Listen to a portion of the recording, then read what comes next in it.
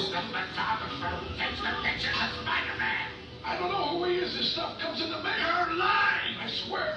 He's the one who can bring me to it. I don't know who he is. So there's something I've wanted for years now, and I refuse to ever buy it because it's way too expensive. But today I'm gonna try to build it for myself. First, let me show you what I'm talking about. So this here is called the Philips Hue Sync Box. It's an accessory that goes like behind your TV and displays all the colors from the TV behind the wall. Now here's the problem. It's $285 and that's without the lights. That's just to support the functionality to get the lights to display the stuff on the TV. I'm confident that we could build our own for under $100. So let's do it.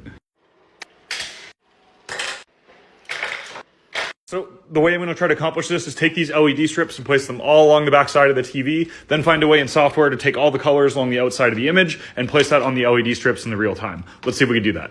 So this is the setup I have here. In theory, it should be pretty simple. So the image comes from the Apple TV, goes through this HDMI capture card, which basically allows me to take the video that's playing through the TV, bring it over USB signal and put it into this Raspberry Pi. This is a computer that's going to be running this piece of software called Hyperion that's going to decode all the outside images of the TV and display them in real time on the LED strip. This is just the power supply that's going to be supplying it all. Let's get this all installed on the TV and see if we can make it work.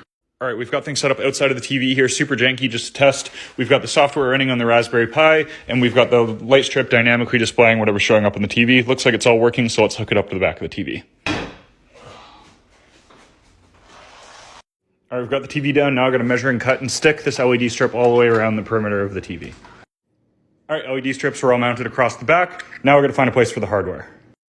All right, so we've got all the hardware mounted up as nicely as I can with double-sided tape. We have the capture card here ready for the Apple TV to go into it, the Raspberry Pi and power going to both of them. Before I hang it up here real quick, I'm just going to count all the LEDs going around the outside because I'm going to need those programmed in the software, but let's get it hung up. After about 3 hours of troubleshooting, we're finally up and running, so let's get this thing hung up on the wall. So this is the final product, and I'm so hyped how it turned out. Like, come on, isn't that dope?